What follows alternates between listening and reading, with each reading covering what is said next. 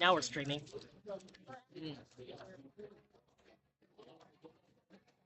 Okay, so general session. Yes. Okay, I just thought the power of love. Nice. Yeah. Thank you. Yep. Huey Lewis in the news, right? Yes. Yeah.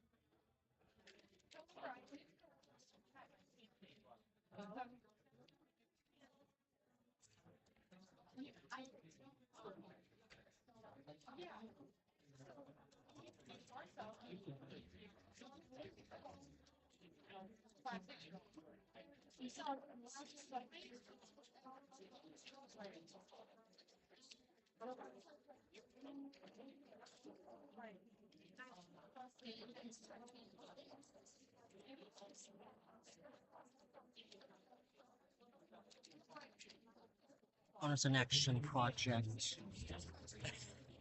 That's so small. Yeah.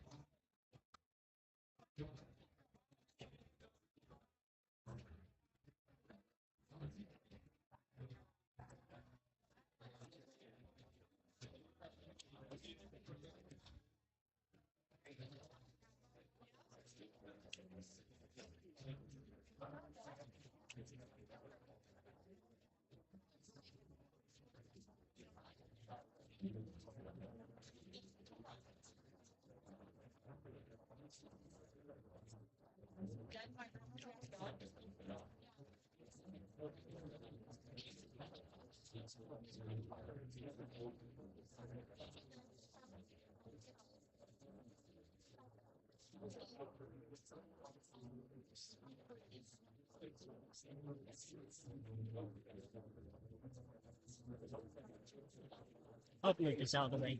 You're fine.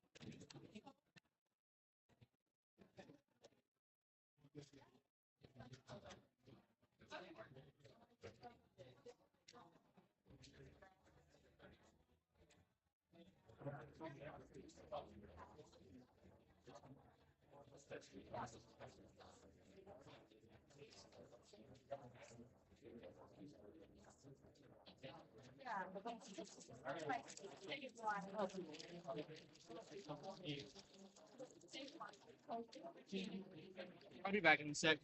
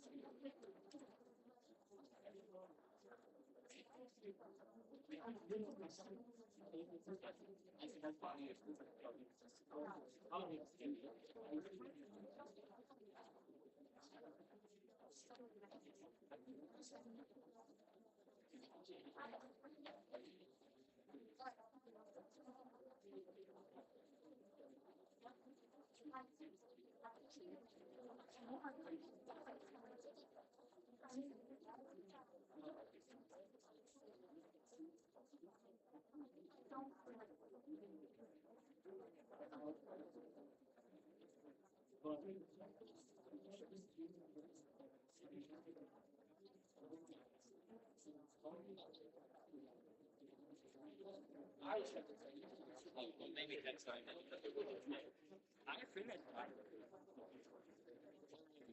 Like, yeah. So, like, there, I ate it here. Oh, okay. So my whole thing was that, like, I waited long enough to realize that by the time I was thinking, I was imagining you driving home or driving back. Yeah, I was about to go. No. I'm gonna leave you guys. No. Wait. Don't test me.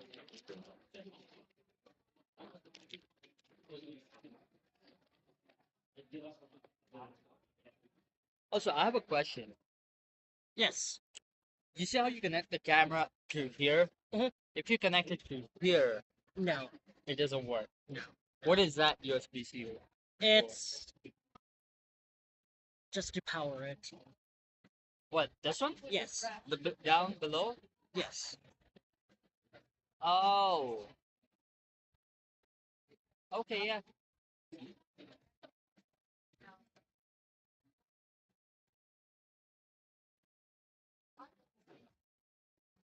We on YouTube right now? Yes. Okay, yeah. That makes sense. So we're probably way over there. It'll catch you eventually. Yeah, I know. Do you want me to point it at you? No, I'm fine. I'm fine. Please don't. Please don't. Please don't. Oh my god. That's funny. Oh, I think you should be pointing it to people and just seeing it to notice they're on camera. Oh yeah. Oh shoot.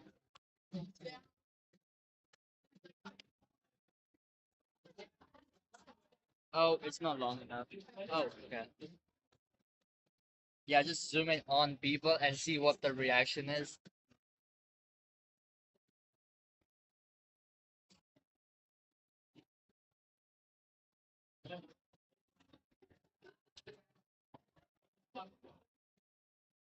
So that's it.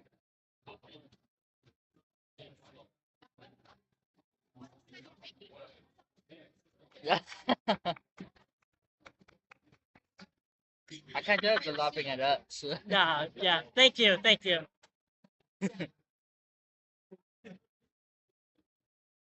I-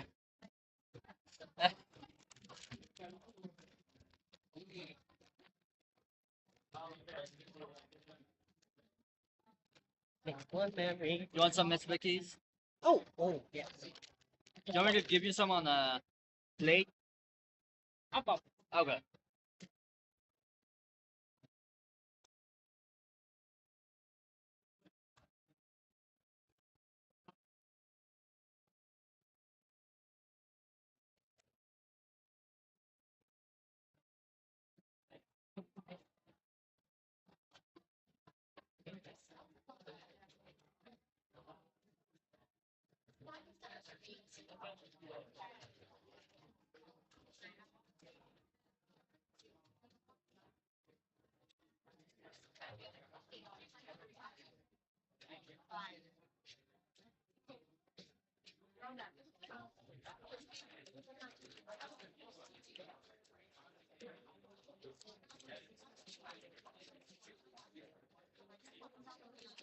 You put your phone there? Yep. You should buy a GoPro. Oh yeah. No. This is better than the GoPro. Well, like I mean, as a second camera. Okay. Now I have this.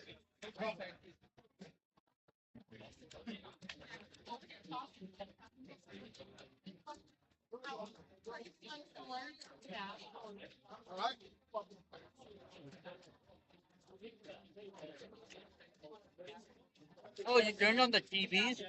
Yeah.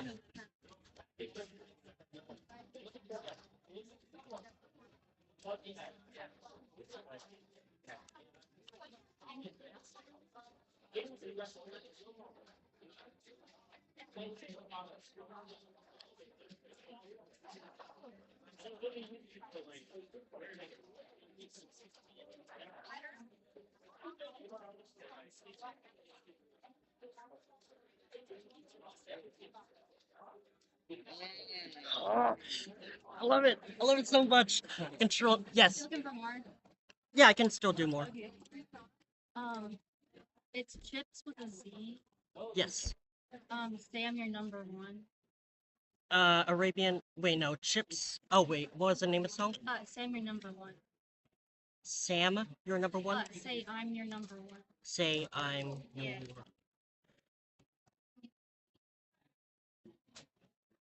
Okay. Thank you again. Yeah, no problem.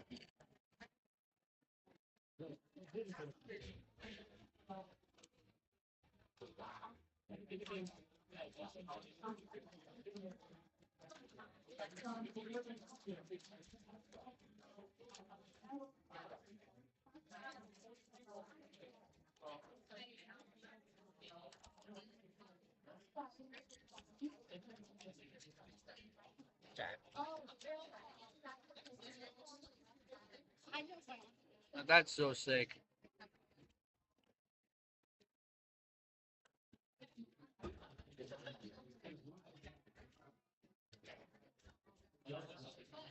Oh my god. I know. I love it.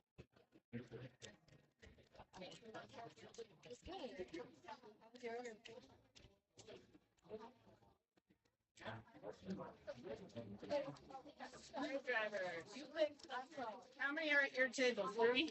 Five. Five? Yeah. They're zooming in on random people. How many are at your table?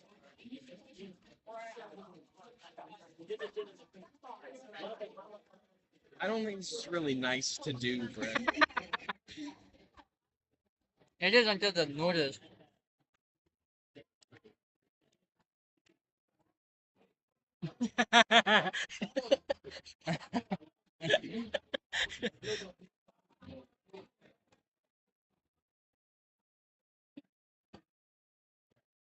Guys, it's the kiss cam.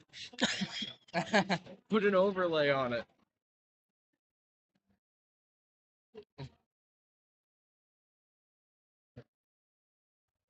Wait, you're streaming this to YouTube? It's on YouTube, by the way. Why do we give you AV equipment? For this. Where people are getting their stuff streamed.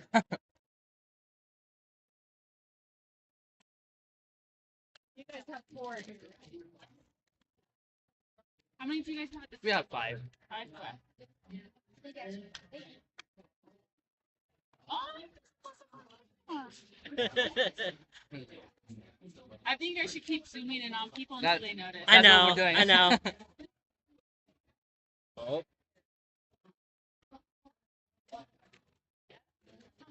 Nah.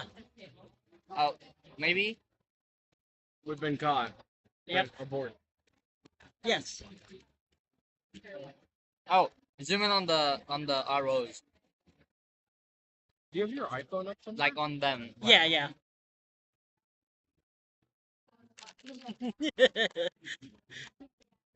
Yeah, that's right, bro. I don't know if the person's gonna notice.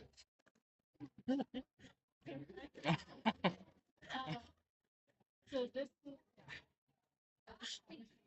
Oh my god. Why? I'm doing it I'm to asking everyone. the same I'm trying question. to. I'm trying to do it with everyone. Like,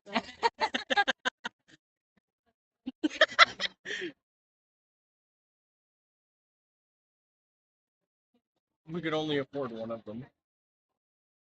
Oh, you're gonna doom scroll his Instagram with us? Yeah. So now we're all doom scrolling? Oh, Yeah, there we go.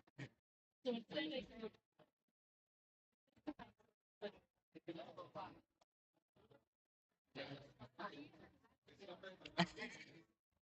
yeah. So because this is That's pretty funny. I think she did 6-7, by the way.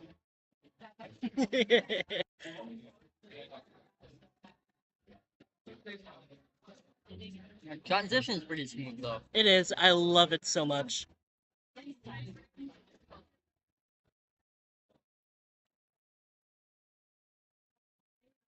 What are the songs? What are you doing, Greg? Go back to songs. Oh, okay. Yeah. They should play the most absurd thing ever.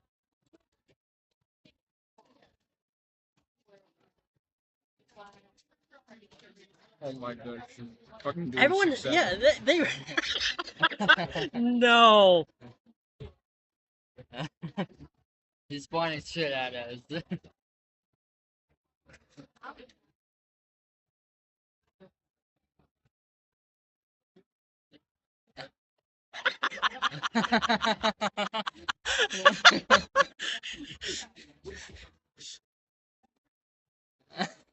See, people are loving it.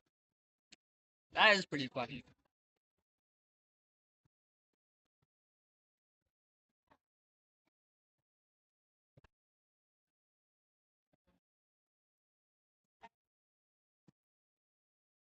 I'm so glad that my laptop could be used for this very moral. You're welcome. I'm so glad that we're using the butler provided hotspot. Yeah.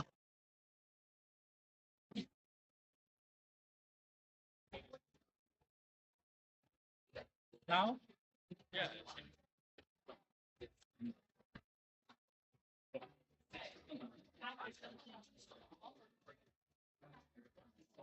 I feel like they're gonna block the camera once they find it. Might get it later. That's bad.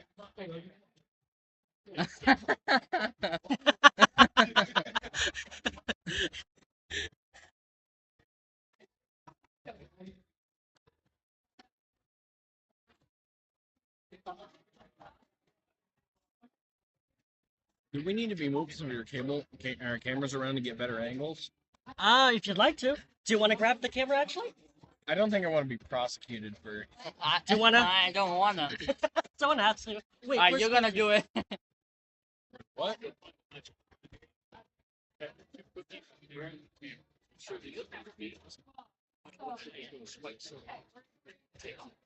you think I should transition it right now so we can see what Brent's doing? Yeah, do it.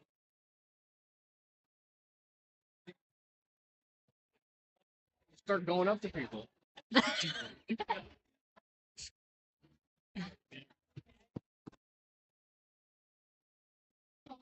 Yeah, we'll cook. Like, the Wi-Fi is killing itself.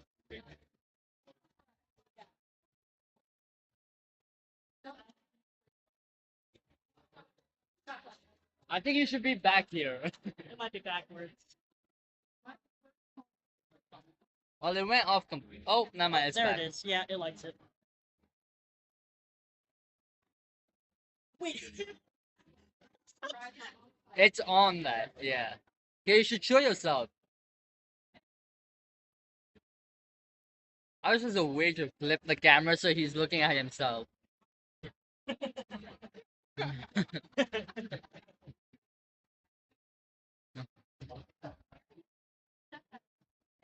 It's just a way to flip the camera so you know it's on the front camera.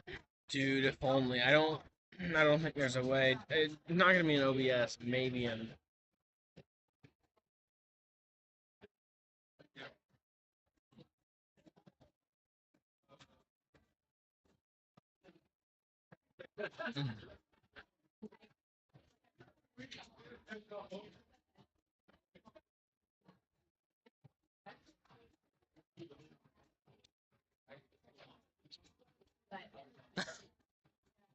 I transition it.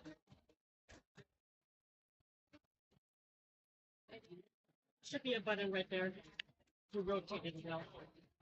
This one. Yeah.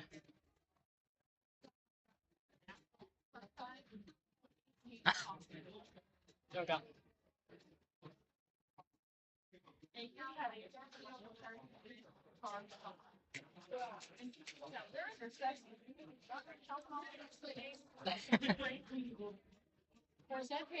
I think Brent's going around with the camera.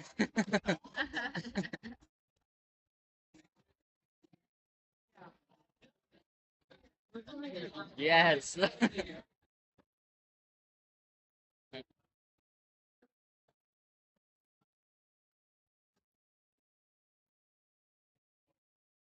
Dude, Subway was so good. I've never felt more alive. This is your first time eating real food in like a day, dog. Yes. I'll be back in a sec.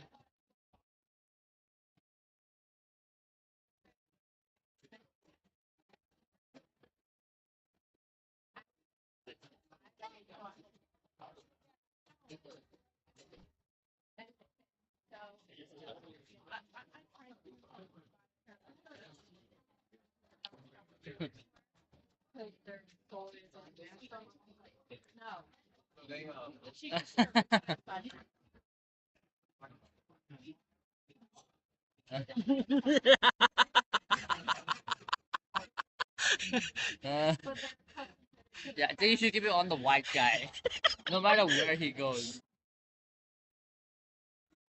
Oh. Oh, what the- I'm trying.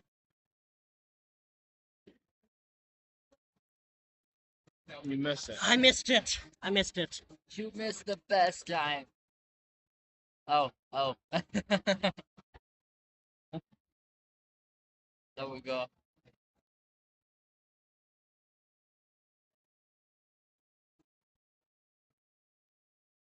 think we're getting so closer here to us.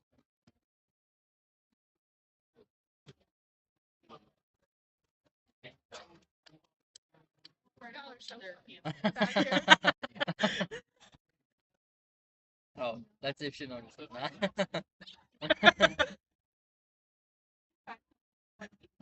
Oh.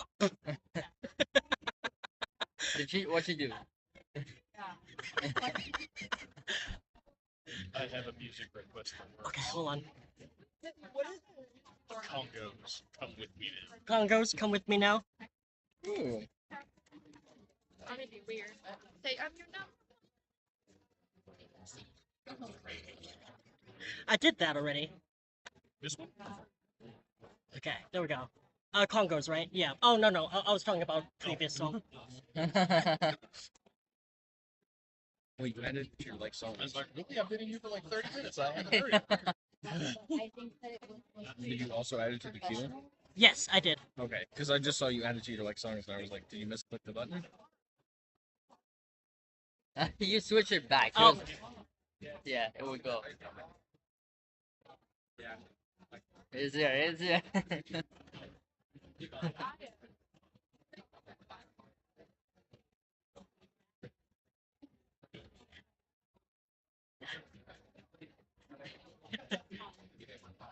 They don't know they're on YouTube, do they? No.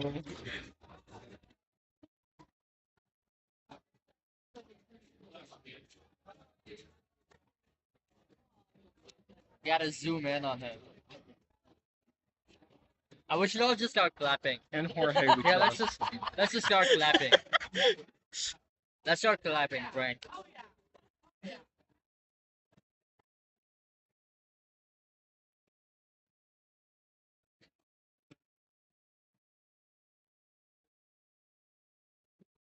You're missing the other guy. You're cutting him off. Oh.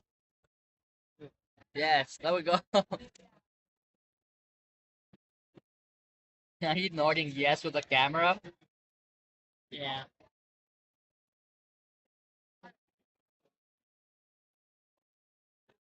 There, I nodded yes.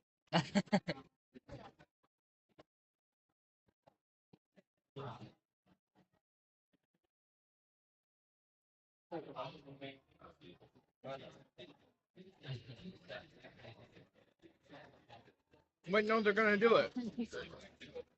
You bastard. Oh, Brent, no. swap it. Oh, like swap?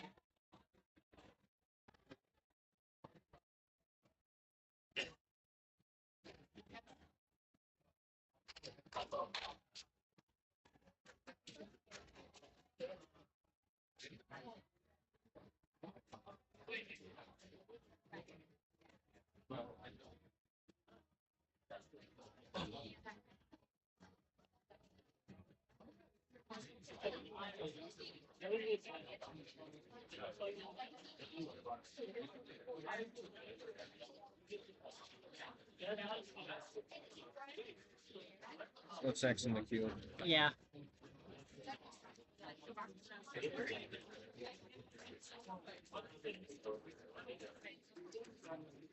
Yeah.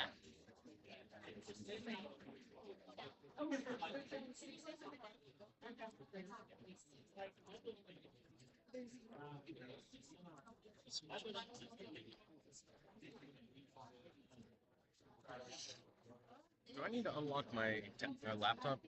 Could you give me that paper? Just so I can make sure that I'm on cue.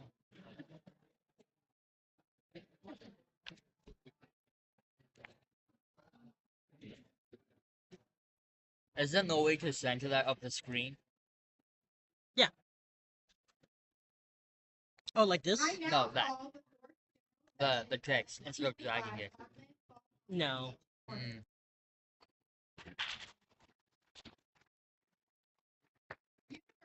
Of Nebraska.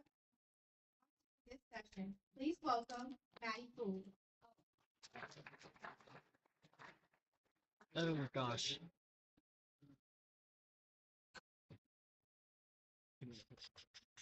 Hi, everyone.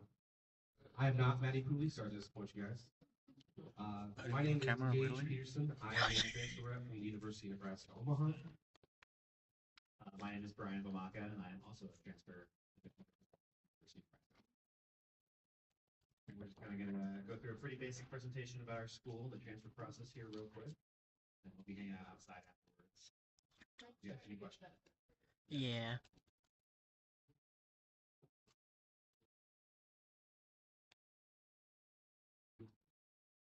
Let's sign you out. I'm trying to, yeah. Mm-hmm. Oh shoot.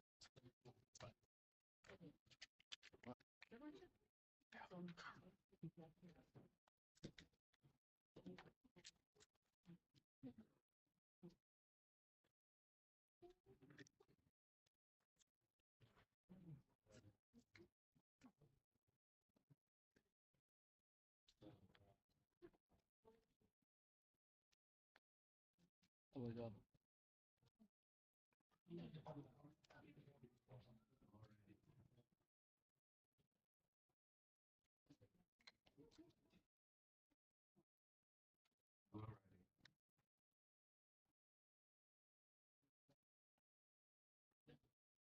So, University of Nebraska, Omaha has a very dedicated transfer process.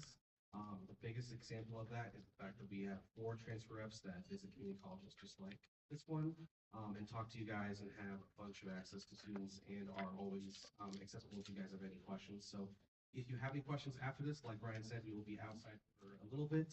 But if not, feel free to call our undergrad admissions office. We'd be happy to talk to you or set up a meeting. So at UNO, we have a pretty decent sized student population, about 15,000. Of that, about 35.6 are first generation students. We do like to support a lot of students. Oh, It's a sorry. pretty diverse No, it's campus alright. as well, I don't being in care. the middle of the city. And while a lot of them do come from the Omaha area, we also like to support a lot of students from around the Nebraska kind of Midwestern area. And we'll kind of get into that too once we start talking about our Omaha urban grade as well. We have a lot of different activities on campus, which we'll also get into. And I've often heard a lot of students talk about how it's very easy to find a community, and for people to talk to, even for transfer students who might be a little trepidatious about going to a new campus and maybe finding a group of friends that you can kind of talk to. But I've actually found that it's been really easy, at least for the transfer students that I've talked to.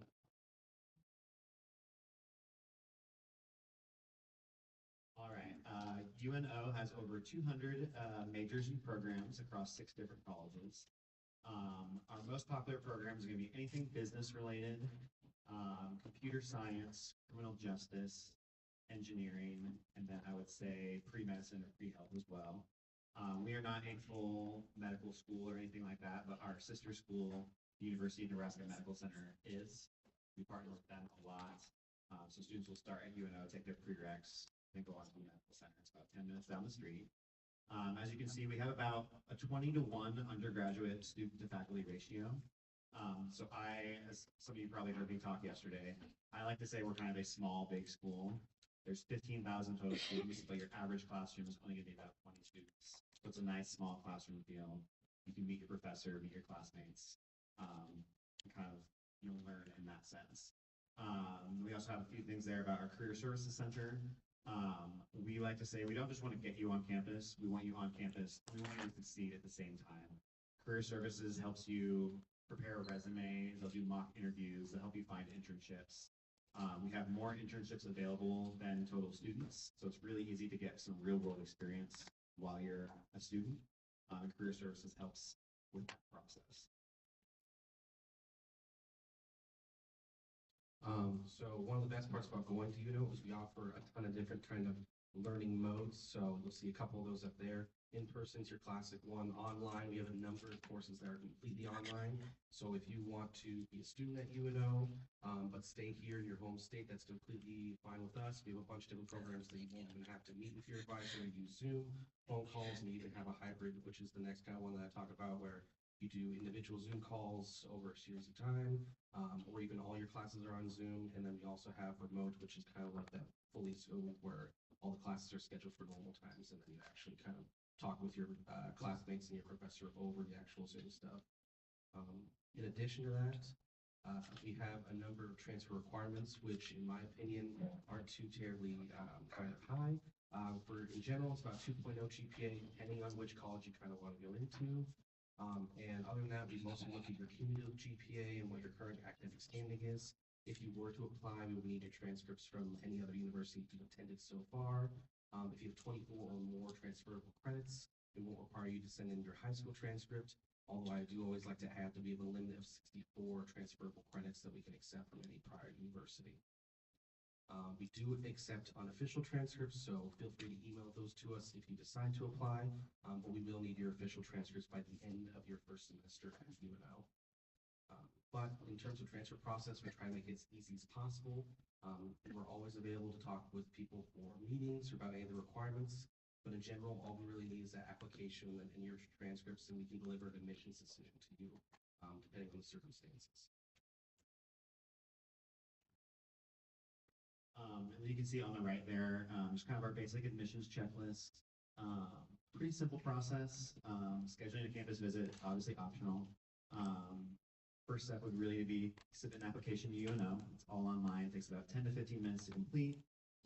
Completely free, no fee or anything like that. After that, we'll help you set up a student account. You'll send us your transcripts, and you can do the financial aid, housing if you wanted to, and all that good stuff. But really, I always tell students the first 2 big steps are submitting your application and sending us your transcripts. You can see a few different admissions requirements for specific colleges.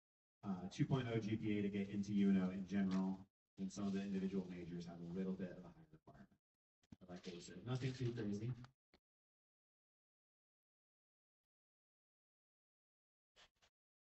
So if any of you are from around the area and might be considering moving to UNO or any other college, look no further than UNO in terms of like on-campus living situation.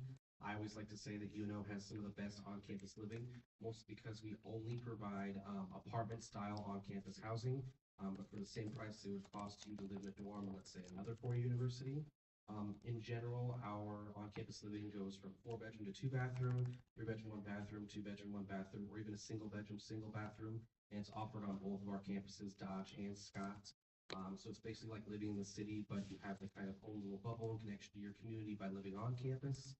We're also right next to the Exarban area, which is like a outdoor mall slash kind of community center where they have a bunch of concerts, but there's also restaurants, boutiques, movie theater, along with like the farmers market that happens every Sunday. So it really does feel like you're kind of living in the big city, but you have the support of living on campus and with your peers. So it's honestly a very nice experience, and I've never heard any bad reviews in regards to it. Not only that, but you don't even have to pay for utilities, so you can leave that water running for as long as you want. So there's some of our floor plans that I was talking about earlier. Like I said, these are offered on both of our campuses. It really is just like living in an apartment on the city. If you live on Scott campus, you also have access to a really nice food court. And if you live on Dodge campus, you don't have to pay for any of your laundry. So a little extra kind of incentive for you, depending on where you kind of want to live.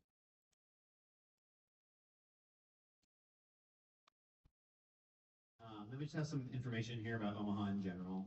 We are about 5 hours north, a little less than 5 hours north here of Andover. I said that UNO is a small, big school. I think Omaha is a small, big city. About 1 million people in the city at large. The College World Series is played there every year.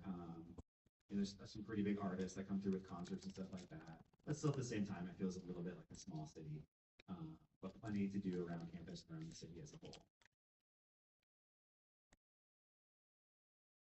And then, yeah, we show some information about, we have over 200 registered clubs and student organizations. So lots of different ways to kind of fit in on campus, find your people, and find that community. And then our students, if you have your student ID with you, you get free admission to all our sports games. And there's lots of different perks that come with having that student ID, free bus passes and all that good stuff.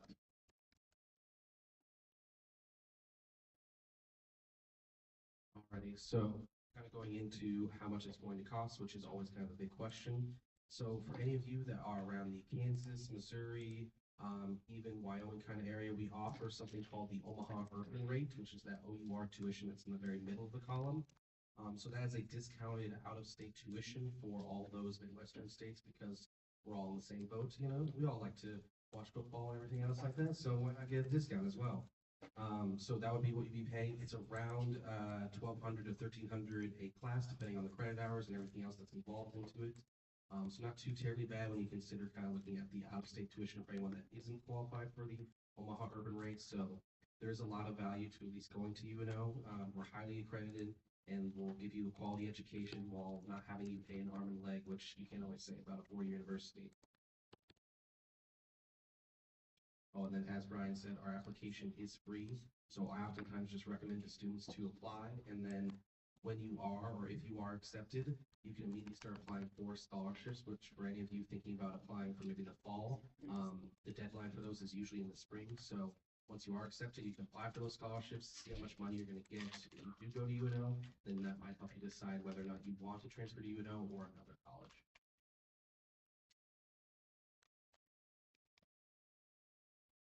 We have a bunch of different scholarships that are part of this, including the one sponsored by Theta Kappa. But does anyone have any general questions that they'd like to ask here? Yes, sir. You mentioned that you have on campus classes required for students to live on campus first year. No, you are not required to live on campus for the first year. And Omaha is a pretty affordable city in terms of like rental and stuff like that. And since we're in the center of the city, it's relatively easy to find a living situation off campus. Any other questions? Alrighty, well, thank you so much for allowing us to be here today. Brian and I will be outside if anyone has any questions or wants to grab any more of our merch. But otherwise, thank you so much for welcoming us today, and I hope you guys have a good rest of your day.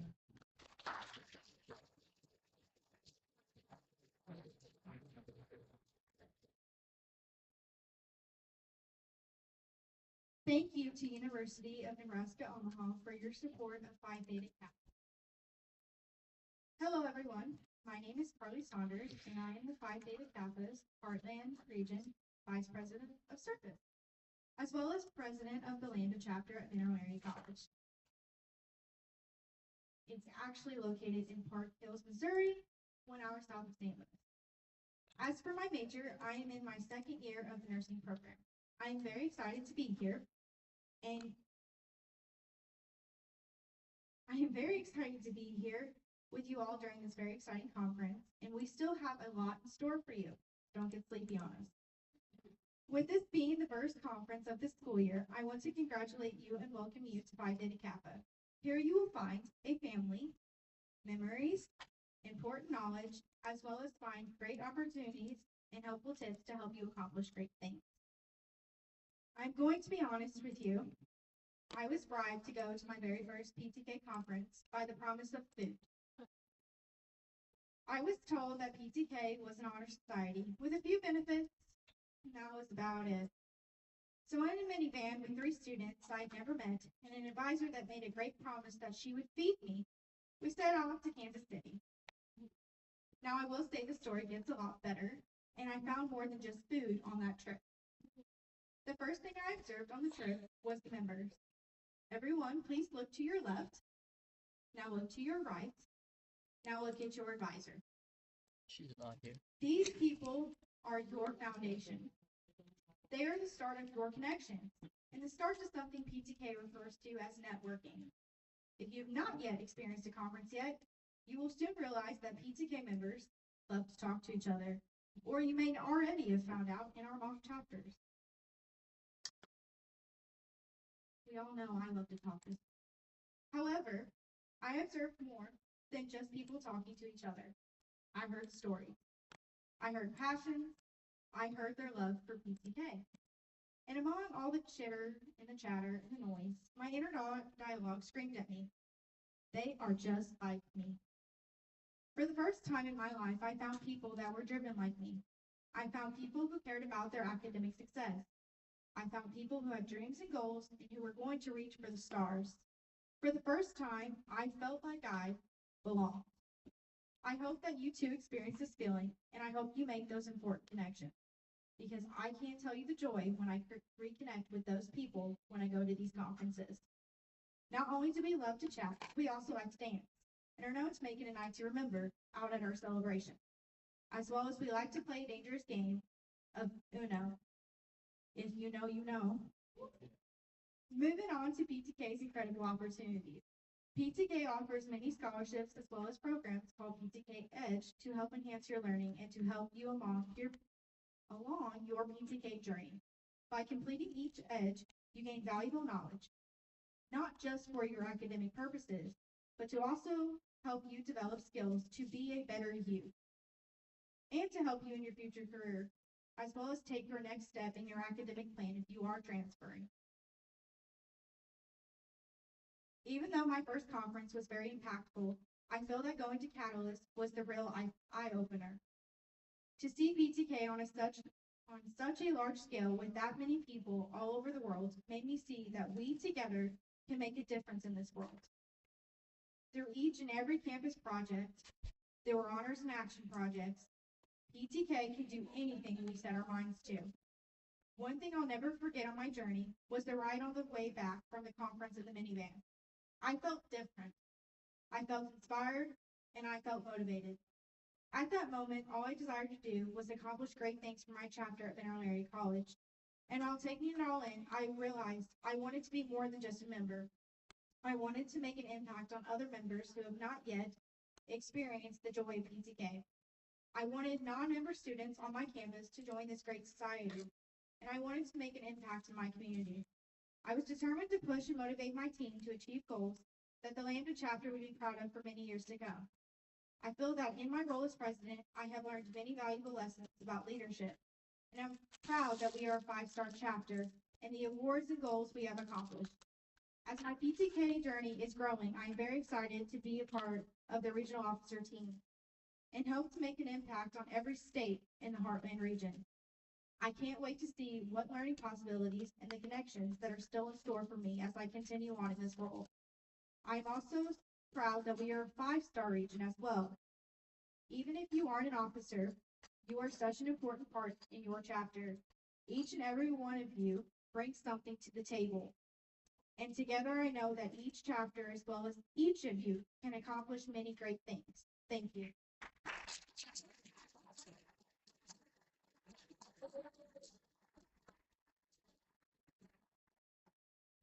The regional officer team has been working on their own honors and action project. We would like to share that with you now.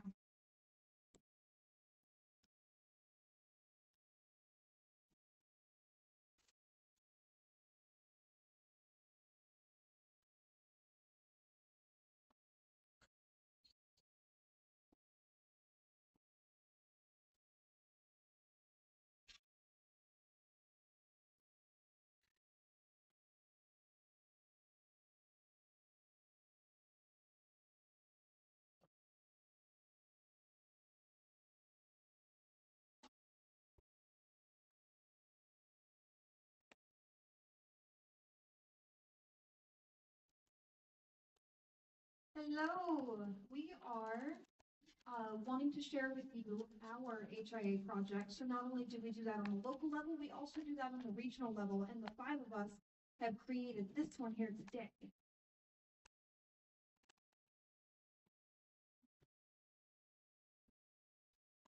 Hello. She called me off guard. So during our retreat, before our retreat, we kind of had to think about what it is that we wanted our HIA project to be. And the first thing that we looked at was the different themes. I will just quickly go through the different themes. So theme 1, why we tell stories. Theme 2, perspectives shape stories. Theme 3, way stories are told. Theme 4, preserving stories. Theme 5, representation through stories. Theme 6, stories of persistence, resilience, healing, and sorrow. Theme 7, stories as information, misinformation, and disinformation. Theme 8, fables. I can never say this word. There we go, thank you. And fairy tales. And then from there, we kind of sat and thought, like, let us go with theme 2, perspective shaped stories. And with each theme, you do have an overarching question. And from that, we kind of developed our question. And our question was, how does self-esteem impact people's perspective in life?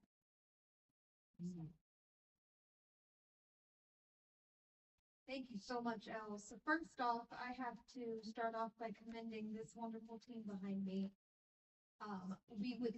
I would not, they're incredible people. They've done so much work with this, and we all have, and we all came up to 5 main points. All of this is a lot of words, but I promise all it congeals down to is our stories are shaped by the way in which we speak to ourselves, so our inner voice. Neuroimaging released information such as there was a study that Carly looked into that said the Rosenberg scale self-esteem was administered, and then they took 75 healthy patients and did MRIs and found positive correlations between the neuroimaging and the positive results of the Rosenberg self-esteem scale. So that was really cool. Caitlin also looked into default mode network, which is many regions in our brain that tell us, the ways we handle stress, the way that we handle.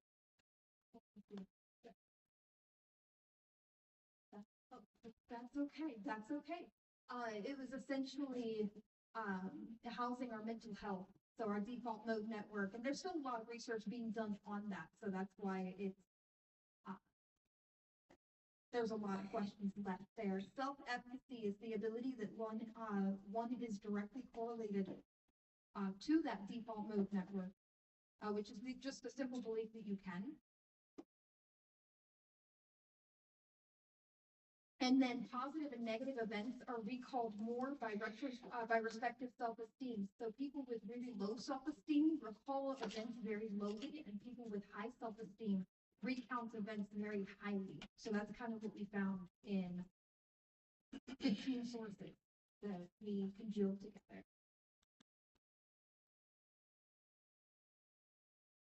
Speaking of those sources, these are our citations, most of them being journals and some including peer reviews. Each of us gathered around 4 to 5 sources, gathered them up, looked through all of them, selected the appropriate one that matches what we were going for, excuse me. And if you would like to work on your citation or your referencing, the Research Edge on ptkedge.org is a great way that teaches you the different styles, teaches you how to add it to your papers and stuff. So these were our findings, our citations. All right, and now on to our process of this. The very first thing we did before we ever even got together is we read through that Phi Theta Kappa Honors Study Guide. From there, individually, we figured out what theme we were passionate about, and from that, drafted a research question to bring to the group. We then got together at the retreat, like I was talking about earlier, and we all shared our ideas with the group. And we found that we are all passionate about very similar things that have to do with mental health. So from there, we drafted a new research question together.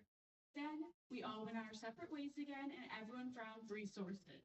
Samuel said 4 or 5 because he's a go-getter and decided to go get more. All right, so from there, when we were doing our research, right when we were doing it, we wrote out how the research relates to the question. Then we came back together with our group and we decided to find out our findings, like Anna shared earlier. And from there, after we knew what our findings were, we went into our action. All right, if you guys go ahead and scan that QR code, this will take you to a worksheet that will help you boost your self-confidence. But that's not the main activity we're going to be doing today. As you guys may have noticed, that's just for fun's sake later on. I wanted to make sure y'all got that. So if you guys notice, during lunch, we passed out a bunch of tool sheets onto your table. If for some reason you don't have that, let us know. Over here, there is scissors only if you want them to use, just a reminder for later. So we are going to go ahead, me and Carly, and we're going to share some different tips to put in your mental toolbox to help you whenever you're feeling low or down about yourself.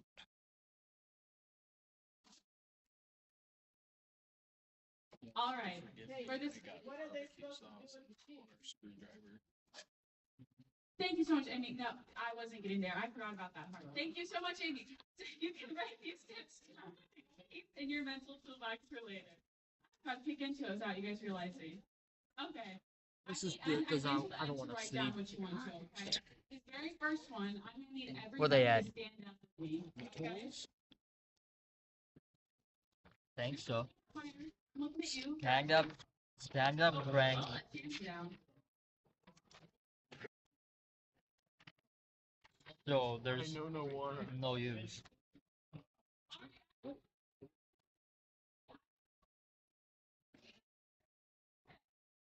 You know, do it. Oh my goodness.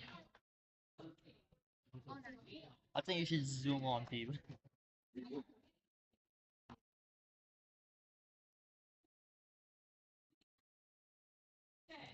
We hardly reach it. We are amazing. We are not tired from today.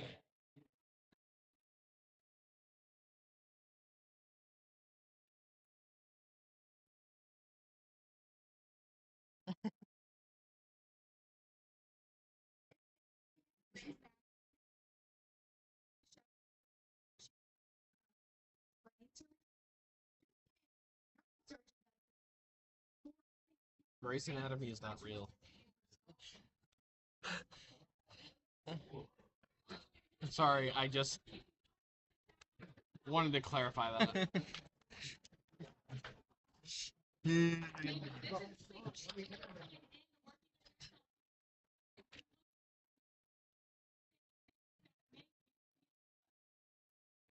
fits in the talking. This fits in the talking. That you are happy. Raise your hand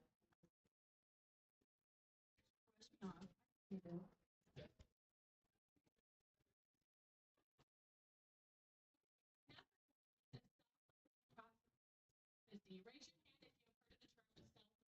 Okay. Yeah. Don't know, self-fulfilling prophecy is what you tell yourself. Say you go into your exam and you say, I can't do this. You can't do it then. You just ensured your own downfall with that. That's not But good. if you go in with that, Yeah. I can do You this. just ensured your own study hard," downfall. You are I'm gonna so kill you much in the more car likely 'cause to succeed. And those are two different ones that I have for your tools. Carly's going to share some more so you don't have to write I think these I down, did but threaten it's the Cameron's outside fitness in karma. and self-fulfilling prophecy. I actually do that one before my nursing exam, and I make myself every 10 questions take 2 deep breaths and say it's okay, it's okay, it's okay, it's okay. And that actually has improved my test scores since I've started doing that. So from personal I don't believe thing. it. We need to see Proven to work. results. So for need a this peer-reviewed mental study to toolbox, it can be confirm this. simple. It could be going outside for a walk, 10 minutes a day.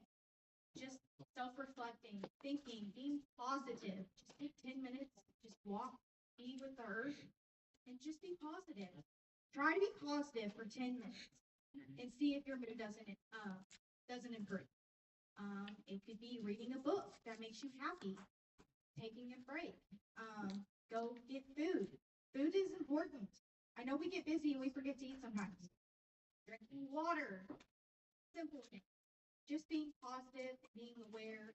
And if you do catch yourself in a negative thought level, be like, stop. What are we doing right now? Why am I thinking this way?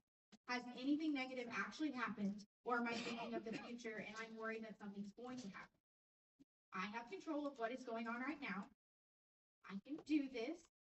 I am smart enough. I have prepared for this. It is going to be okay. That grounds you. That's all I.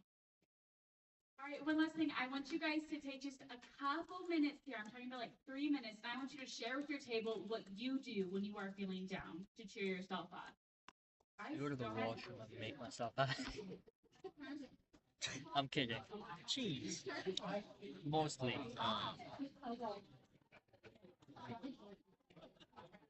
Please don't zoom on me.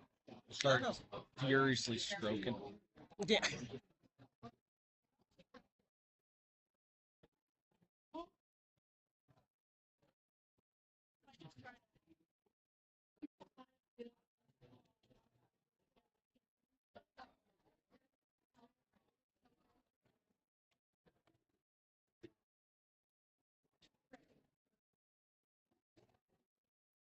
Do actually tell me just. I'm busy. I'm trying to. What was the question? I don't even remember. How do you prevent yourself from being nervous or something? Like, what do you do to make yourself normal? I told myself that I'm let's see if I don't do it. That's Honestly, true. My mama ain't no original loser. I know. I think I said this before, but like I tried to bottle up my emotions, which is, I know it's very unhealthy because you have that much stress. But it works so It well. works so well. Wait, what? What do you? It, I just bottle up my emotions. What does that mean? Like you Like just I just forget keep about it. it? No, I keep it to myself. Like even though All I'm right, angry. I just got the most Yeah. amazing quote from one of you guys. No, I love the joke that everybody knows that name now, right?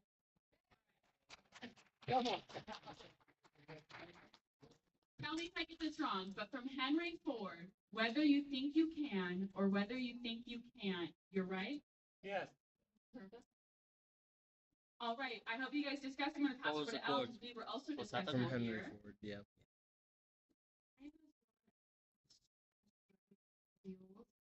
But I will just take it back.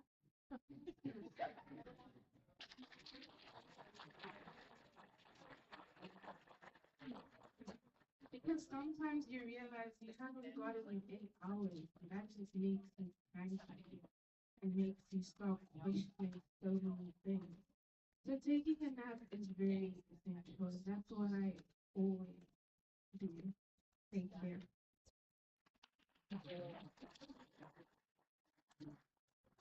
All right, I'm only going to take 3 of these. 5 here from 3 separate tables. The main one that you guys came up with, your tool. Wants to go.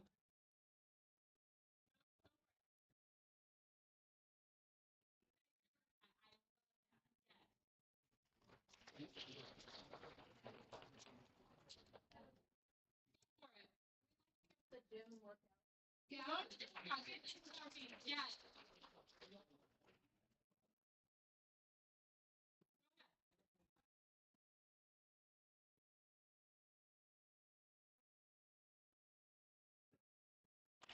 Nothing like that. Yeah. Oh, one more. I heard one over here. Who has it?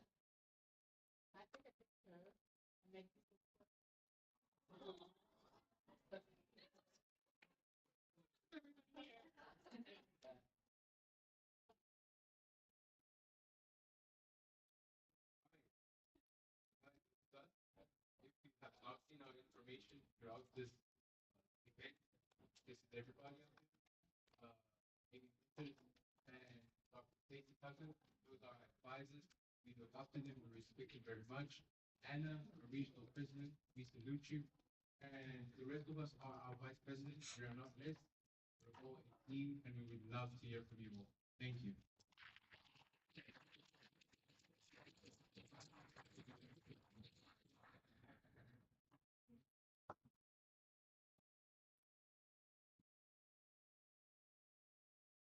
Now we are going to hear from Dr. Lynn Tischer.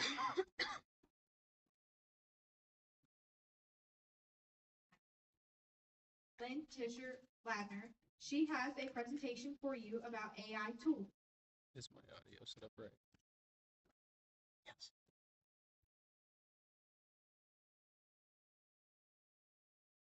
Thank you. It's truly an honor to be at Heartland for you today. I know we're here to talk about artificial intelligence, and yes, we'll cover some tech, some trends, and maybe a few things that might make some of you think about what you're doing with AI. But I've also worked very hard to bring forward some thoughtful and meaningful people. You know, because at the heart of all this, it's not really about AI, it's about people. It's about people. If you're The listening to QSys this, itself. you're already leading in your communities and in your chapters and in your and the choices that we make now will shape not. So thank you for being here today. I'm really excited to dig in with hope, curiosity, and maybe a little caution, so we can all imagine what's next together. And I've done my best to wear I have my Kansas, Nebraska region shirt. Obviously, this iteration behind the Heartland region. So, if anyone wants to send me a Heartland shirt, I'll wear it on our next. So let me share my screen and get some slides up here and see if it can make more sense.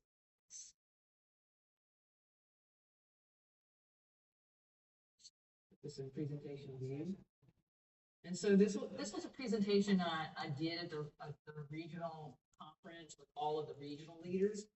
And it was a special request of the Heartland region for me to bring it to all of you, and I'm happy to do that. You know, it was only a few months ago that I gave this, so I was a little worried that maybe it was out of date and something in it was no longer correct. So ironically, the first thing I did before I put this in front of you is I uploaded this PowerPoint into ChatGPT, and I said, hey, you know, I gave this presentation months ago, and I want to make sure that the information that I'm giving students is correct and up to date.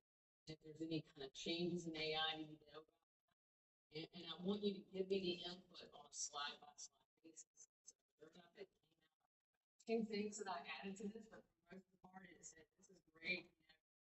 So let's just dig right in and go through some things about AI that I wish I knew. But sorry, I'm just getting over a very bad cold. So first, everything that's ready for baby. So I think this is a starting point. AI is changing constantly. You want to make sure that you keep up with it. But I have double checked everything in the presentation this afternoon, so hopefully this won't be changed anytime soon. But of course, you never know. I also want to warn you when you're using AI. I think, let's talk about what we're doing wrong here. And you think about what it does, it really doesn't think critically and create new things. That everything that it does is really based on something. And so that's really bad if it's ever taught wrong. And that's kind of the biggest worry behind this whole AI evolution. But also, I've noticed something about it. It doesn't like to admit it's really wrong, and I'm arguing with it.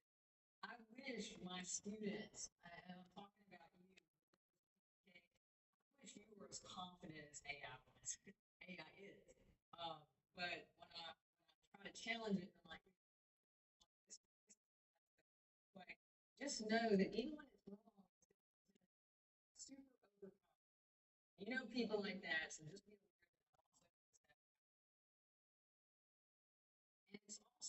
that also and it's also, master of APD. And this is where, it's really important. Yeah,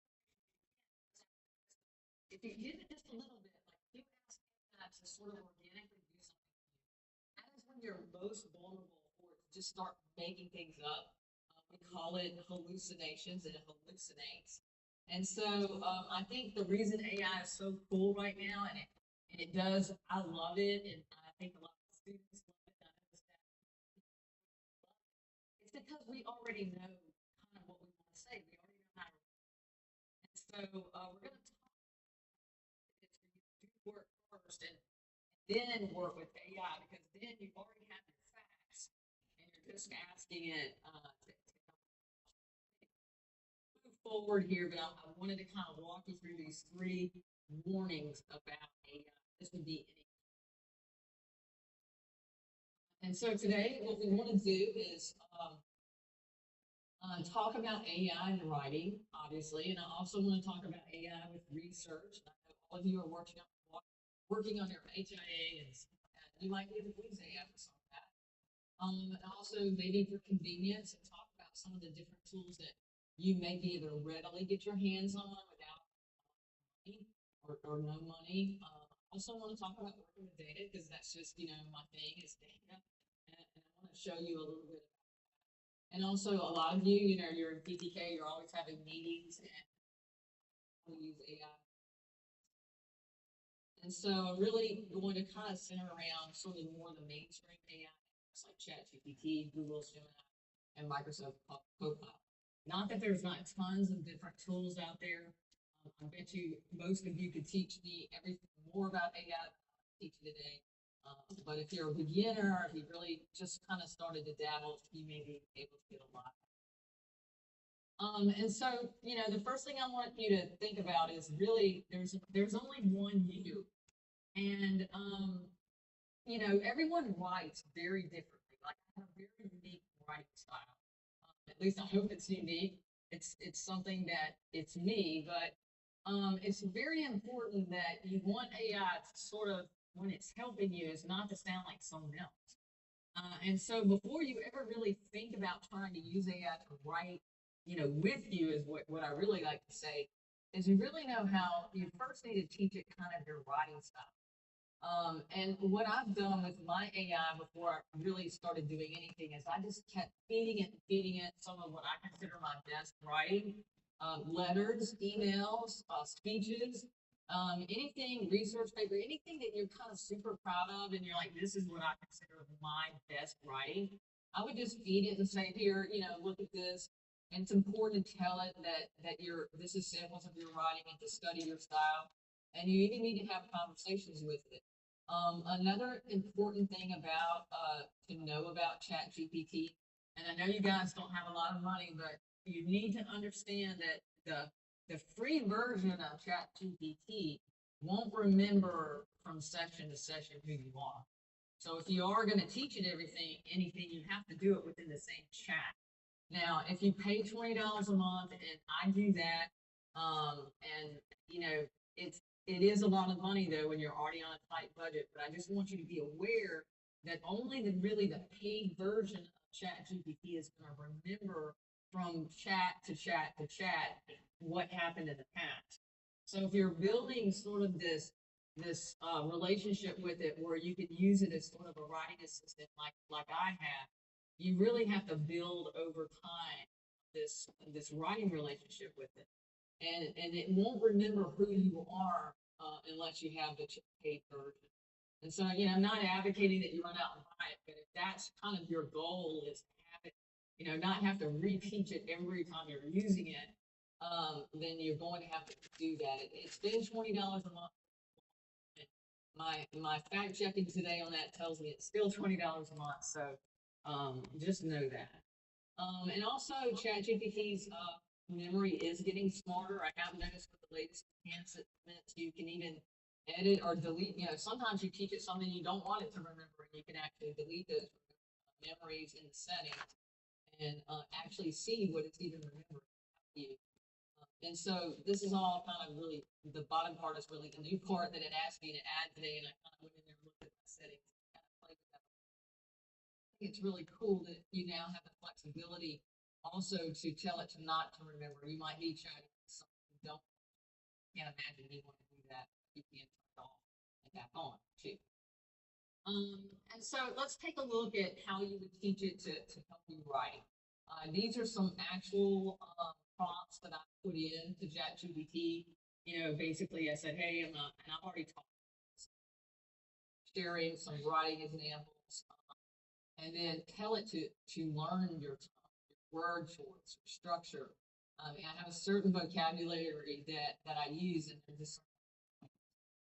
and then you ask it to kind of practice and help you draft. So anyway, you need to play around with it. The worst thing I would hate to do is have something that really didn't authentically sound like. And here's another one. Here's some emails I wrote to staff. And so here's a reference. So when you are pushing AI to kind of actually do things for you, it really needs to be very, very much involved with who you are. So these are some ways you can help teach it the AI through time. And this is ultra important. I've already mentioned this a little bit, but you really need to write things first for AI to be like the best use to you. If you write a quick draft, now AI would say, oh, I only need bullet points. I don't like that. Actually go through the motions of writing a full draft without looking at AI. And you may want to brainstorm with it about some ideas if you're doing something creative. But when it comes to like writing something up, just know that AI is a fantastic polisher. It'll take everything that you've done and it will step it up and make it a little bit better, and sound a little bit better, and flow a little bit better. But the whole draft itself kind of becomes the writing. At that point, AI has a lot to work with, and it can do its polishing for you.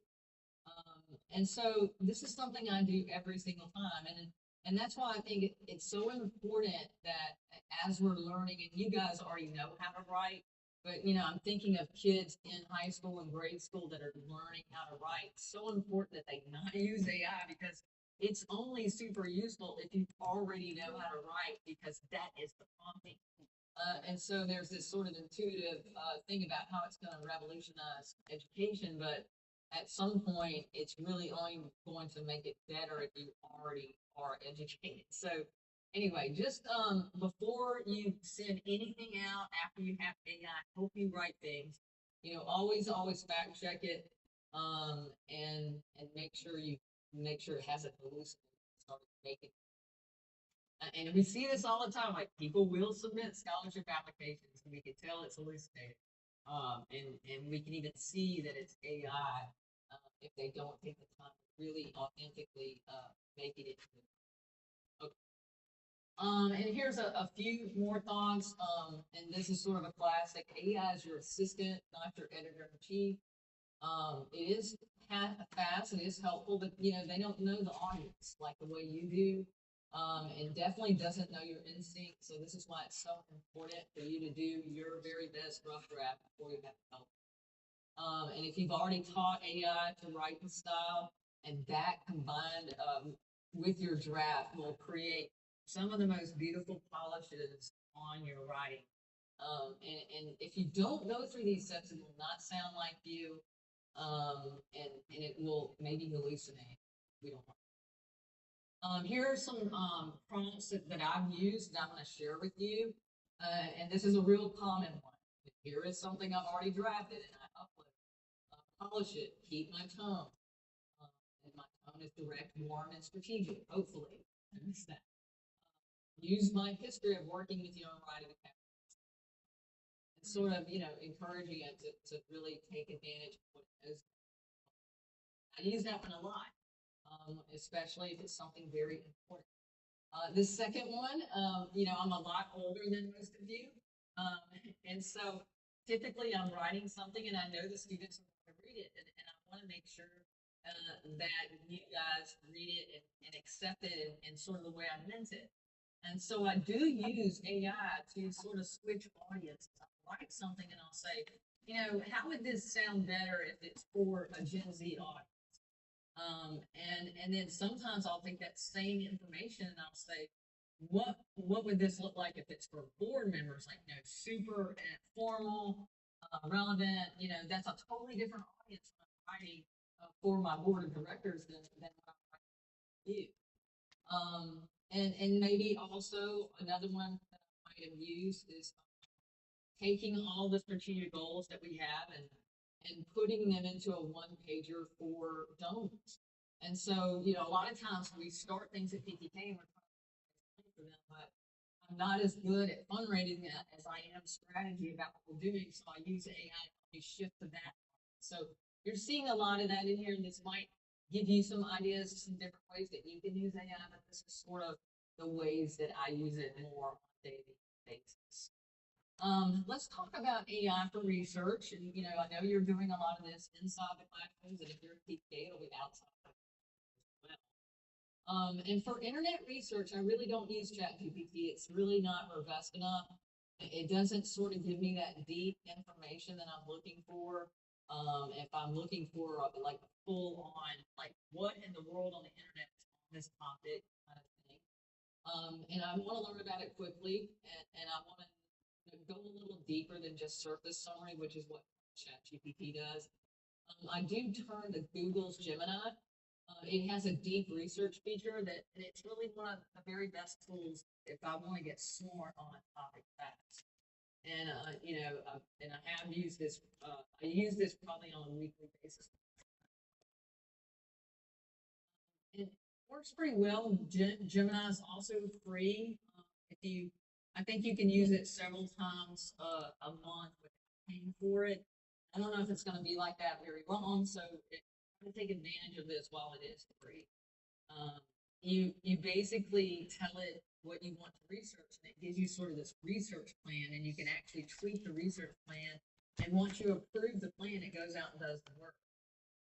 Also, they've added a new feature to give to Gemini. It's called the Notebook LM feature. That integrates directly with Google Docs, and I know you guys use Google Docs a lot.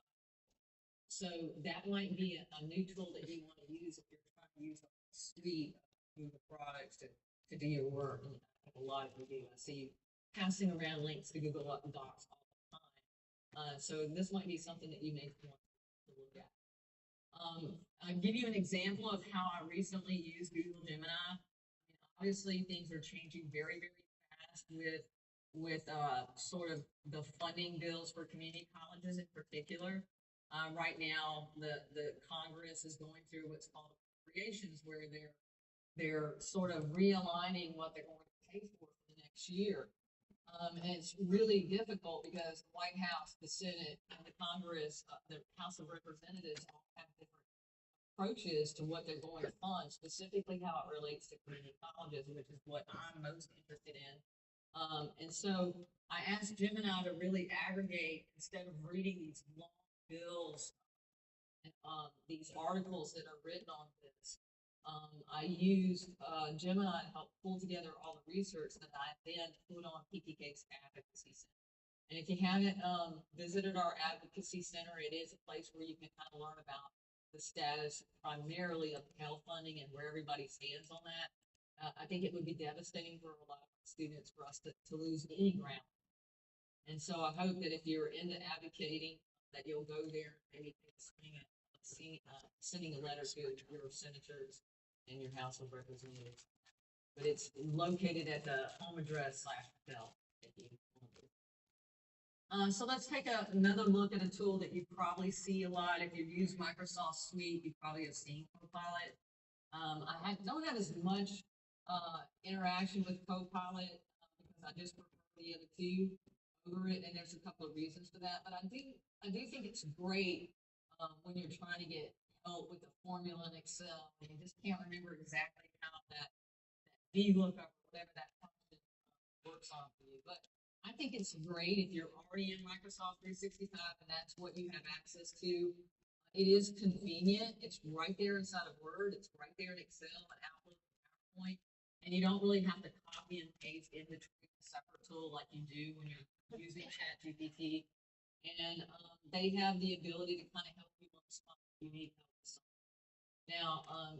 Now just know that Copilot doesn't have sort of this memory feature to learn your voice like ChatGPT does. But you know, if you're stuck in the middle of a sentence and you're looking for different words, it will adjust. It does have the ability to adjust the tone to be professional, casual, or straightforward. And so you do have a little bit of control, but it's not learning to be you in the same way ChatGPT. But Copilot also now does include Copilot Lab. And that will allow you to sort of customize and sort of chain together Morpheus tasks inside of. And so it's a way sort of when you used to program all of the functions inside of these things, it now has Copilot Lab kind of let you. It's pretty cool. And so just know this is there too, and it probably is accessible to you, maybe on campus, maybe at your home, but you need to check it out too. Let's talk a little bit about working with data. And, you know, I love data. And to be honest, I'm very impressed with the way it handles data. And that's very hard to do. I will say if it comes to visuals, like if you're working on something like material, I would go to Gemini for anything that has to do with visuals and some other AI tools that you might that are helpful. But if you're looking for that, ChatGPT is not strong in the visual. It's more, to me, it's strongest with the writing. It really, but I do think ChatGPT does a great job of data analysis, very fast. So basically, if you had an Excel file full of data, say you are doing a college project and you did a survey, and you've got all your data in the survey, you can actually upload that into ChatGPT and say, you know, what stands out to you? Can you find any trends? Can you graph this for me? And you know, a lot of times students might choose the wrong graph for data. Like I've seen students choose a pie chart when it's really not appropriate because you might have 99% of your data one thing and a little slither. You know, maybe there was another type of a graphic that you should have worked on. Maybe, you know, maybe it should have been a bar chart. And you should have cut the data into slices. Who knows? But it does a pretty good job of looking at that data and telling you what it thinks about it, spitting out some graphs and some visuals for you to sort of wrap your head around. Especially if you're not analytical, it really can come behind you and help. But you know, Copilot does a great job too. If you're already in Excel and you need help with charts, I find it very useful too. But with ChatGPT, I can kind of brainstorm about. So anyway, take it or leave it, but and I was actually impressed. What took me hours to do took me minutes to do in ChatGPT. And another tip here is to look at meetings. Now this has all been improved since I gave it the first time, but at Phi Theta Kappa, I have an executive team, and we meet once a month for certain. And usually I'll meet individually with the executive leaders during the week if I'm here. And in these meetings, it's very important. You know, everyone has great ideas, and every once in a while, something will happen in the meeting, and you'll assign something like you're going to get this done. And so, if you're not keeping track of things in the meetings, it's just words in the air unless someone is keeping track of what matters and who's responsible and who's supposed to do what. And I'm sure this is not very different from your meetings with the chapter officers when you're trying to divvy up the chapter's work. And that's really great practice for you to be on certain teams. So you want to be probably recording these meetings, transcribing them. That's been a huge game changer for us, to not have to kind of worry and let the recording and the AI transcription. There is a low cost workaround. You can kind of record on Zoom just like I'm doing right now and use the transcription and run it to ChatGPT. Or there are free tools like Otter AI and Zoom AI Companion that you can use to summarize your meetings in real time. And so just know these things are out there and they make our lives easier, especially when we're at complex project management work. So to sum it up today, I don't want you to think of AI as just another shiny tool. I want you to, if you use it well, it can make your life easier, and we all want that, especially nowadays. You guys are working jobs, you're going to school, you're doing PTK. I call most PTK members like you've got two gears, hair on fire and sleep. So it can really unlock some time for you. And I think that's very important to kind of give you more of a balance. At the end of the day, though, don't skip any steps. And start kind of where it makes most sense to you. And I don't want you to be afraid to use it and to also grow. Let it grow with you. It's very important. Now, I've talked a lot about how I use AI personally and how probably these things can be applied to you. I threw an extra few slides at the end of this presentation to give the Heartland region a sneak peek as, how is your PTK headquarters leveraging AI? I mean, yes, we're trying to use it in all the ways that I just said with research, writing, and all that. But how are we using the AI technology to really bring better benefit and better service to our members? And I can kind of tell you three ways. And this third way is very brand new. A lot of people haven't seen this. In fact, if you're not on the PTK executive team or board, you haven't seen it at all. So you guys will be the first ones to see this. We haven't released it yet, but anyway, we've done about 3 major projects. I would say the bottom two are in progress. The top one is really our first dabble into AI. We can't afford to buy ChatGPT for every single member at $20 a month. It's just impossible. So we had to do a lot of research on how we were going to use AI headquarters with keeping the cost down and not raising the fees and things like that for you guys. And so we did do that. We actually have an open AI account program right over the top of the vector database. And we had to go through a lot of training to learn how to do that, a couple of our programmers. But they're always excited to learn the latest things in programming. So it made a couple of them very, very happy.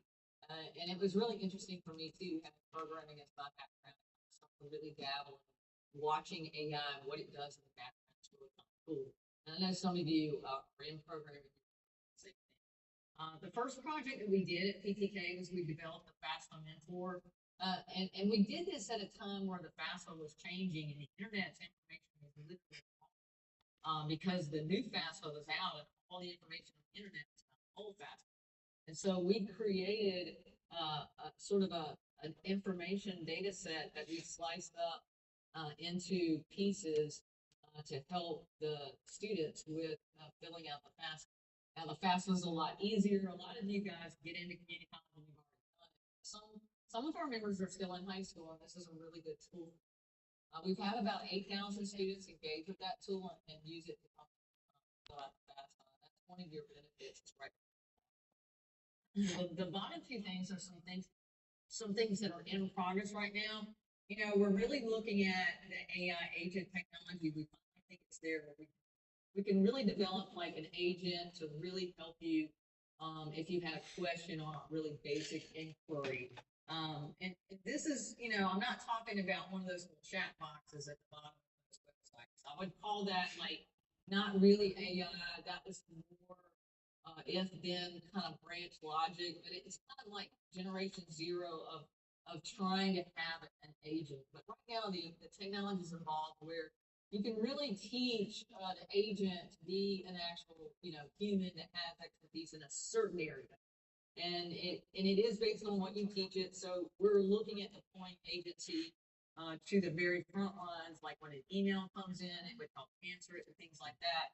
And then the staff that we have doing that right now, I mean, they're incredibly talented and they have tons of skills to move them into other areas. Like one of the guys that answers the phone is a tremendous photographer. You'll probably see him at convention taking pictures. And he would be best suited to be in my marketing. So it's really kind of important to get this done so we can move those folks out into the areas they really probably need to be in. This last one, I'm really excited because this impacts you very directly and all the time. I really wanted and I challenged the IT team to create an AI tool for the students to help recognize you. Like if I go out onto LinkedIn right now and I search for Phi Beta Kappa, I have to put it in quotes or else you'll get Phi and Beta and Kappa separated. So if you search on LinkedIn for Phi Beta Kappa with quotes at the top, look at the post, you'll see students celebrating their membership and they're doing it in all kinds of ways. They might post their digital certificate. They might take a picture of the certificate.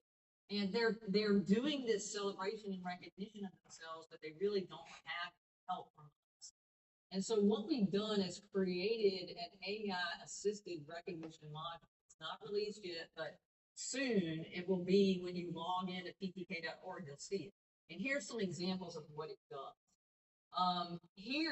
What it does is it writes press releases about you when you do really cool stuff at PTK. Like, let's say that you became a chapter officer. Well, it will actually write an article about what that means for you to be a chapter officer. These are just samples that we have. It'll also celebrate you as you complete competitive edge or employment edge. These are all press releases that you can share online to any of your social media outlets, and it lets kind of the world know what you're doing in a like very formal press release. And if you'll notice here, you might want to change some words on the press release, so you may want to play with it or have it regenerate the copy after you work with it. So we're really excited about this. It's not just about this, it's about other things. Like, let's say you win a scholarship here at PTK. Well, we want everyone to know about it, but we don't really have the bandwidth to write a separate press release for thousands of students that win scholarships every year. And this module will help you celebrate. So over here, like if you win a scholarship, not only do we know what that scholarship means, we also have access to your scholarship application. And once we let AI see those things, it can write a really robust article about you. You can take this article, send it to your college, send it to your local newspaper. You can put it on your social media. Your parents can, or your spouse, or whomever. But we're really excited about this. We're still working on getting it just right. But as you can see from these screenshots of the demo, we're getting it there for you. And you'll be the first to know about it. We'll definitely be telling the regional leaders about it. Just wanted to kind of share with you some of the ways, hopefully what you would think of as creative ways here at headquarters that we're using AI. So I guess we can't have questions because this is a recording, but I hope you've enjoyed the presentation. I hope you've enjoyed proud of you for being here. Here today. Thank you all. Hope to see you all.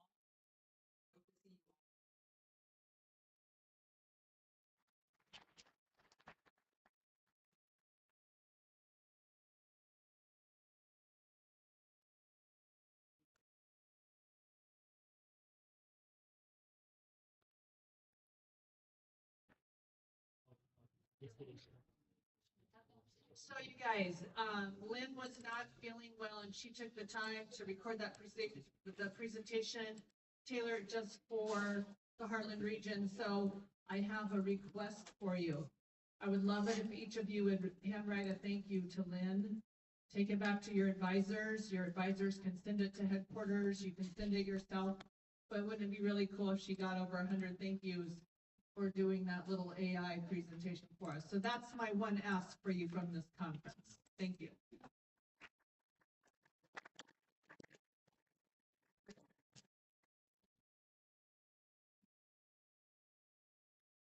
Our regional Our regional team of officers and advisors met in person in June and have been meeting each month via Zoom to plan for this year. We have developed 6 goals for the year that we would love your assistance with. We will share them now.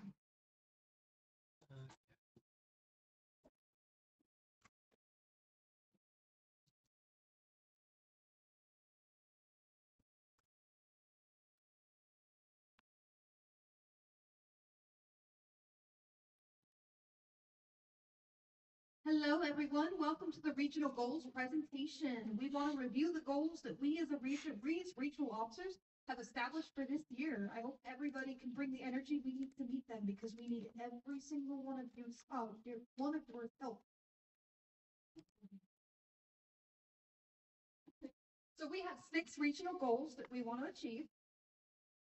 Number 1, we want to maintain our 5-star region status. Number 2, we want to increase the number of chapters, both completing the HIA and the college projects. We've divided that into 2 goals. Increase that by 5%. We want to increase the regional membership by 5%, so we want to get some more people in here. We want to increase the number of people running for regional office to a minimum of 2 per position during the regional convention.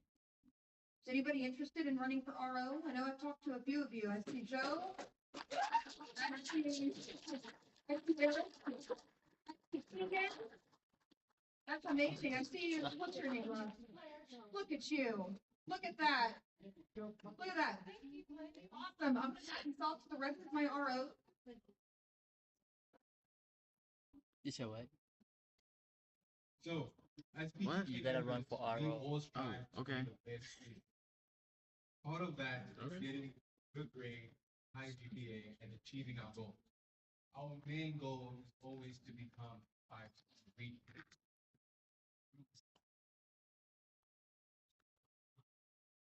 We are a 5-star region currently, but these are the requirements we have to meet if we are going to maintain our status. Part of our status as a region relies on the chapters in our region maintaining our status. These include hold 2 regional meetings, provide regional officer training, regional leaders setting goals, host a planning and meeting. 70% of chapters have 2 or 5-star statuses. 30% of chapters achieve 5 stars. Our lovely advisors already planned most of these out. So all we need to do is show up and help them and be one as a region and get to these 5 stars once again. And right here is what we have done as a region to maintain our status so far. We had 19 people in attendance at our virtual planning meeting. Shout out to you guys. There are 122 people in attendance for our full conference. Give yourselves a round of applause. And as a regional team, we have been sending out weekly emails to chapter offices. So now, because of all our work, because of all the work you guys have been doing as well, we are on track to meet our goals and hope to lead a 5-star chapter next year at regionals. Wait, excuse me. Next year, right?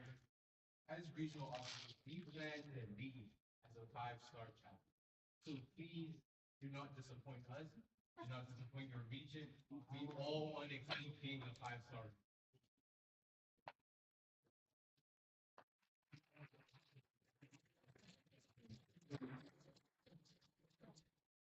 All right, our next one is to increase the number of chapters completing honors and action by 5%. This would make the total up to 33 chapters. So last year, we had only 31 chapters out of 64 complete the honors and action project. Our goal, as I previously stated, was 33, so that is just over half, and that's what we hope to do. And the actions we have took to hopefully ensure that this happens is here at this conference. We are doing the mock chapters. We are showing you guys how to do those honors and action projects. We have an honors and action info session. We had an honors and action info session on September 30th. We had a breakout session here at Fall Conference. Who led that? Am I those two? Hopefully you guys were in there. All right, and we have a monthly how-to on social media, hopefully. We haven't been up to this, but we still have 2.5 months to hopefully make this happen for you guys. If you guys have any questions about honors in action, hopefully you still have our contact information. Reach out at any point in time. All right, for that session that we held on September 30th, we had 16 of you lovely people to attend. Oh. Yeah. And how many, Anna, did you have earlier? Do you know roughly? People came to your session? A full room, let's hear it.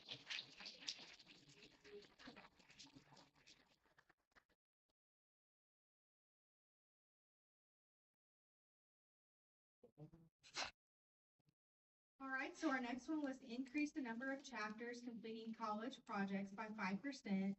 Goal is 28 chapters.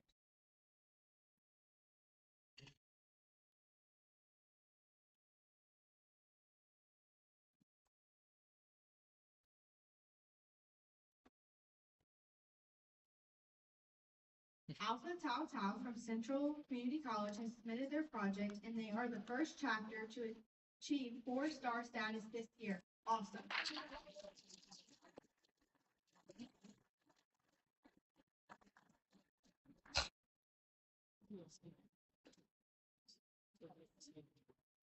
So, last year, there were 26 chapters that submitted their college project for Hallmark Awards. It is not too late to do this. It can be small. It can be a small activity that your campus does that ties to your college mission. It does not have to be a really long and complex project. You can see our actions on this slide. We need to do more on social media, so be looking out for that and look for info in our weekly email.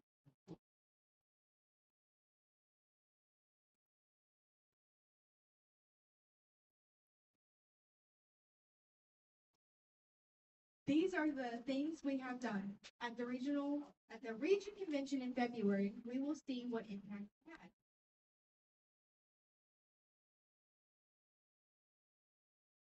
Okay, it's my turn. So one of our regional goals was, as Anna mentioned, was to increase regional membership by 5% over 2025. And our goal that we're looking at is 4,846. We currently have 3,812 new members for the year. That means we are only a little over 1,000 that we need to get to reach our goal. And if you're a numbers person, we're looking at 804. Wow. We have increased.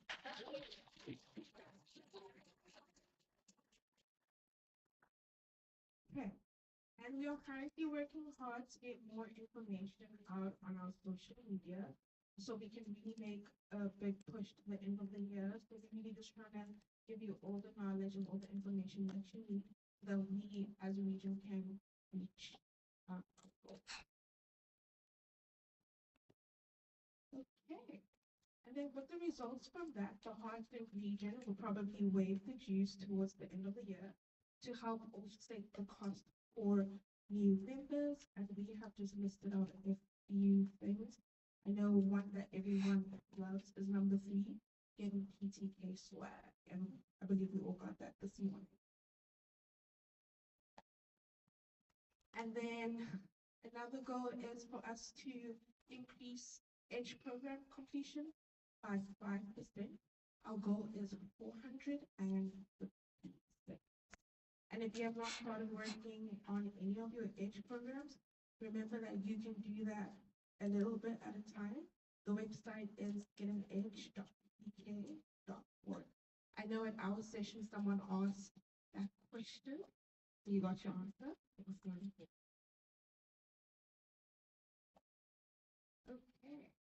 So last year we had 435 total completions. We want to increase that.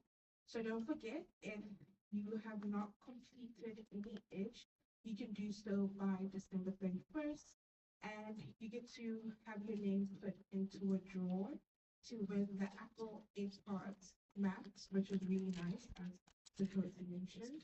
And then the first 500 finishers also earn a PTK Edge pen. And I also got that question this morning too. What do we get? And there you go. You get your knowledge, and then you get your physical activity. And with that, our actions, we're looking at ribbons for completing Edge programs, which were available at registration. We also gave away some swag this morning and a free region convention registration. Again, you can be working on this so that you can be entered to win the Apple AirPod.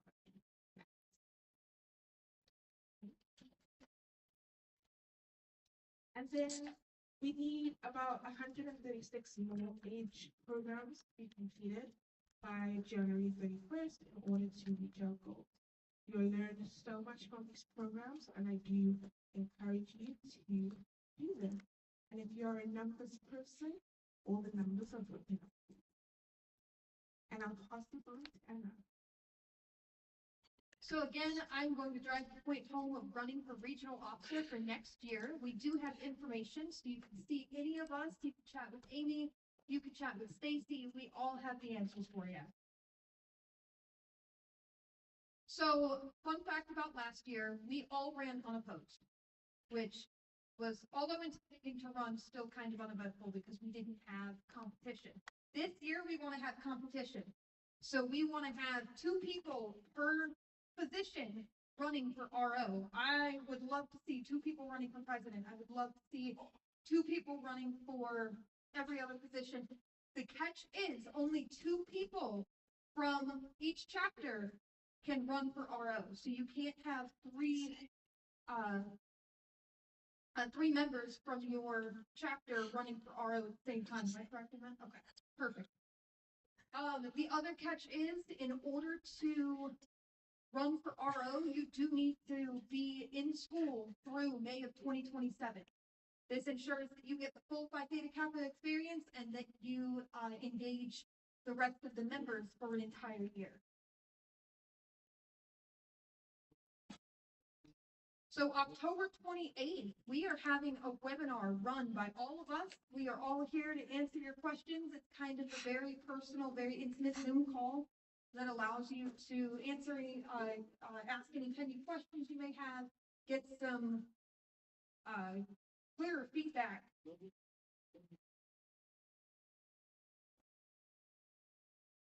Again, RO is probably one of the greatest things I've ever done. It's one of the scariest things I've ever done, but it's also one of the best things I've ever done. So I would 100% recommend taking this experience. So when do we find out who gets RO position? The way we find out is February 20th and 21st in Overland Park, Kansas at Johnson County Community College.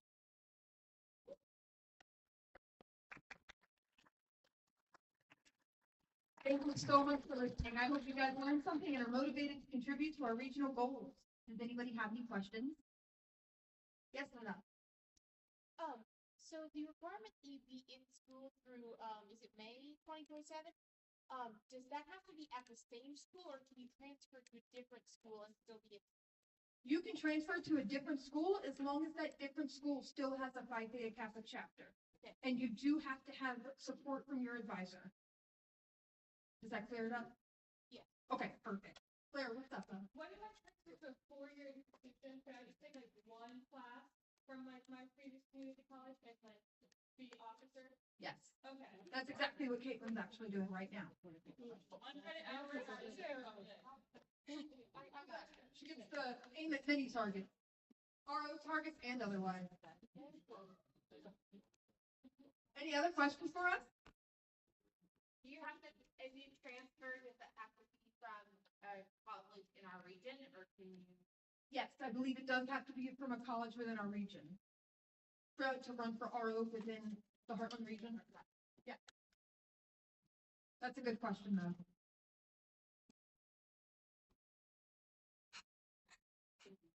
Any other questions?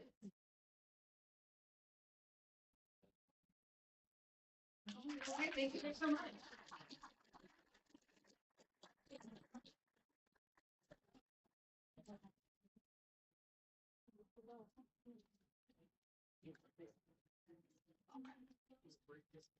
You will now work with your mock chapters. Dinner will be held back here at 5 p.m. After dinner, we will be back here for general session 5 at 6 p.m. We can't wait to hear your presentation this evening. I now adjourn the fourth. I gotta general check. session. Yeah.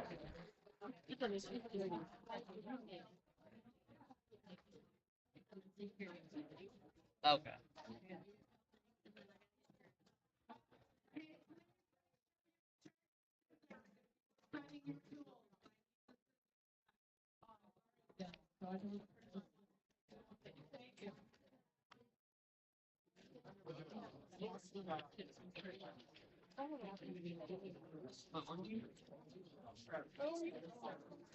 How long is the presentation for, if you know? Like, is it per group has 5 minutes or?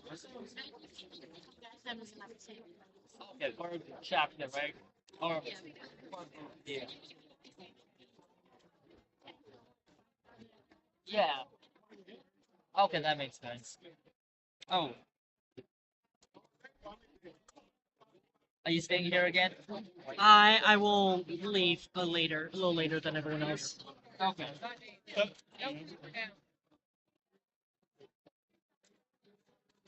Bye. I will see you then.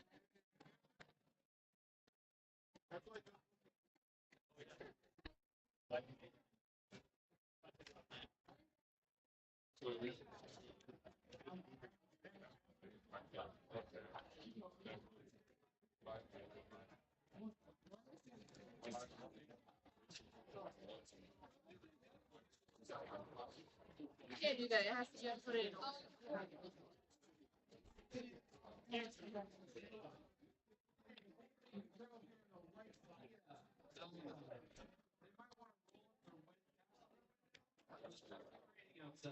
Oh shoot.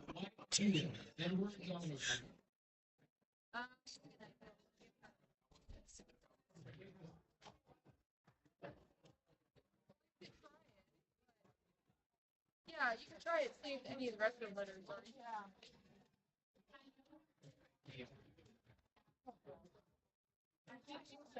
Yeah, but if you ask for it, um,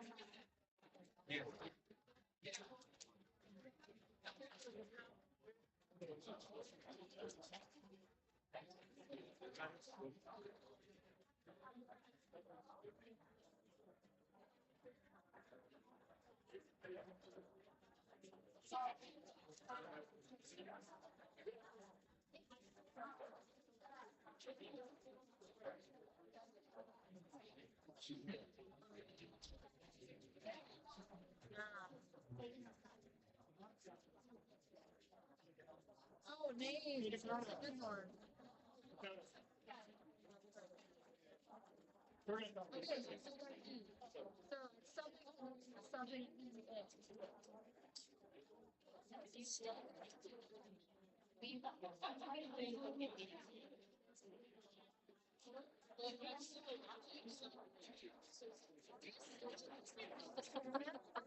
I love it. Yeah.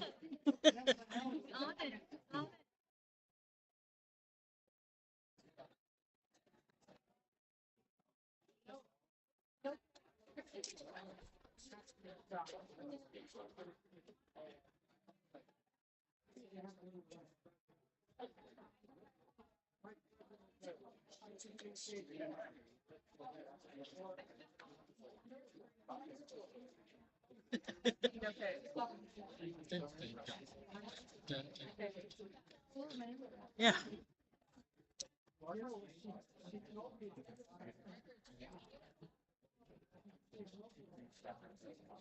That's too hard.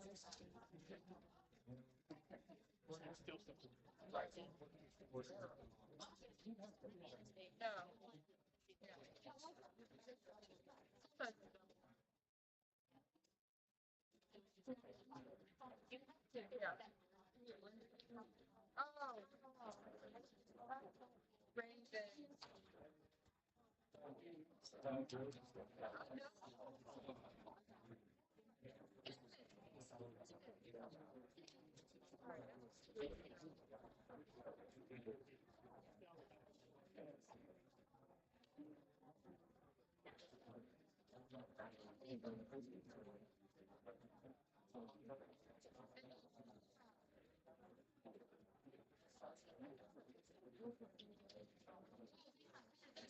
Any portal.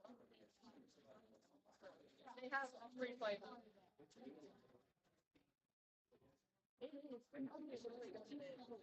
Yeah, it's like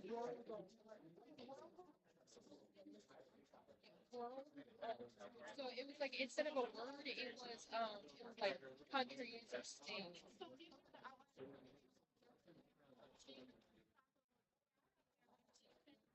Unplug this for just a minute because she said something should drive by. Yeah. Oh, and I didn't want to absolutely. run over your laptop. I'll Yeah, plug you're it back in just a minute. Yeah, no, you're fine.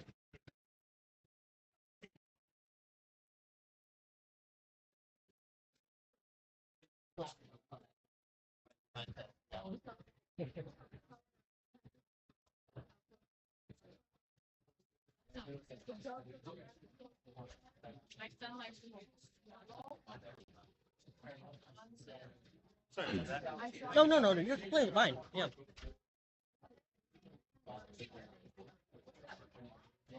If you made it. There's different.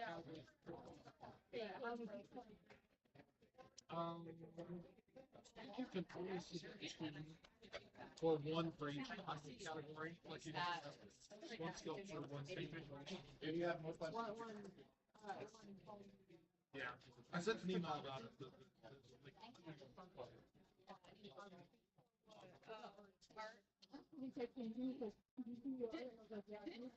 yeah, Daniel or something last year in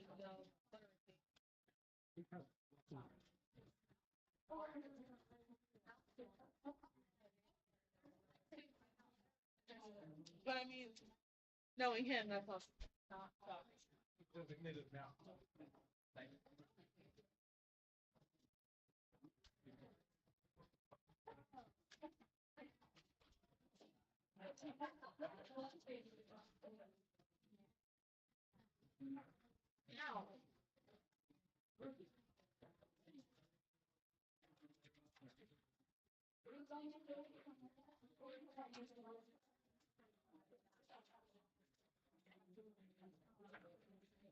Would you like to?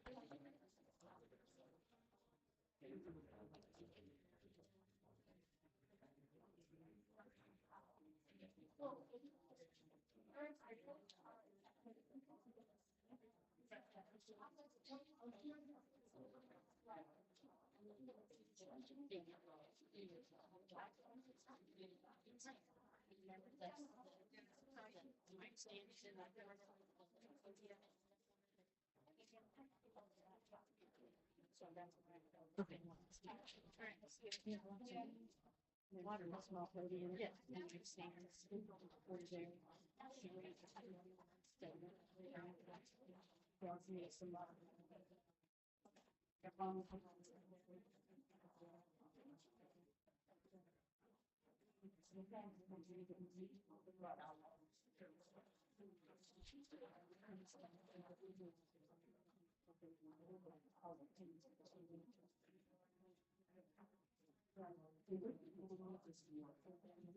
I'm gonna take care of that. I will take care of that. Okay.